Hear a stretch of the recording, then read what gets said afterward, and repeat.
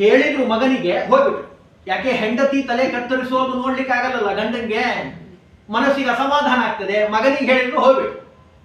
ಇವ ಮಗ ಏನ್ ಮಾಡ್ದ, ಚಿರಕಾರಿ ಅಂತ ಅವನ ಹೆಸರು. ಅವನೇನಪ್ಪಾ ಅಂದ್ರೆ ಯಾವುದೇ ಕೆಲಸ ಹೇಳಿದ್ರು, ಇವತ್ತು ಕೆಲಸ ಹೇಳಿದ್ರೆ ಒಂದು ವಾರದ ಮೇಲೆ ಮಾಡವ, ಅದಕ್ಕೆ ಅವನಿಗೆ ಚಿರಕಾರಿ ಅಂತ ಹೆಸರು. ಸವಕಾಶ ಇದ್ರು ಬಿಡ್ರಿ, ನಾಳೆ ಮಾಡಂತೆ, ಮುಂದಿನ ವರ್ಷ ಬರ್ತದೆ, ಚಾತುರ್ಮಾಸ ಎಲ್ಲಿ ಹೋಗ್ತದೆ ಹೇಳ್ತಾರ ಪಾಪ ಮಾಡ್ರಿ ಅಂತ, ಮುಂದಿನ ವರ್ಷ ಮಾಡಿ ನೋಡ್ರಿ ಆಚಾರ್ಯ ಅಂತಾರೆ ಕೆಲವು. ಹಂಗೆ ಚಿರಕಾರಿ ಸವಕಾಶ ಮಾಡವ, ಯೋಚನೆ ಮಾಡಿ ಮಾಡವ. ಹಿಂಗೆ ಹರಿತ ಮಾಡ್ಬೇಕಲ್ಲ, ಹರಿತ ಮಾಡೋ ಮುಂದೆ ಯೋಚನೆ ಮಾಡ್ದ. ಅಪ್ಪ ಹೇಳ್ದ ತಲೆ ಕತ್ತರಿಸುವಂತ ತಾಯಿದು ಇದು ಎಷ್ಟು ಸರಿ. ಧರ್ಮ ಜಿಜ್ಞಾಸೆ ಶುರುವಾತು. ಒಳ್ಳೆ ವೇದಾಂಗ ಓದ್ನೋ ಮಗ, ಸಾಮಾನ್ಯ ಅಲ್ಲ. ಅವ್ರು ಯಾರು ಅಂತ ಆಮೇಲೆ ಹೇಳ್ತೇನೆ, ನಿಮಗೂ ಎಲ್ಲ ಗೊತ್ತು. ಹೆಸರು ಮಾತ್ರ ಬದಲಾವಣೆ, ಅಪ್ಪ ಇಟ್ಟಿದ್ದ ಹೆಸರು ಆಮೇಲೆ. ಹಿಂಗೆ ಮಾಡ್ತಾನೆ. ಅಲ್ಲ ಅಮ್ಮ ಬೇಕೇ ಬೇಕು. ಅಮ್ಮ ಶ್ರೇಷ್ಠನೋ ಅಪ್ಪನ ಶ್ರೇಷ್ಠ ಬಂತು ನೋಡ್ರಿ, ಇಲ್ಲಿ ಬಂದ್ಬಿಡ್ತದೆ ಪ್ರಶ್ನೆ.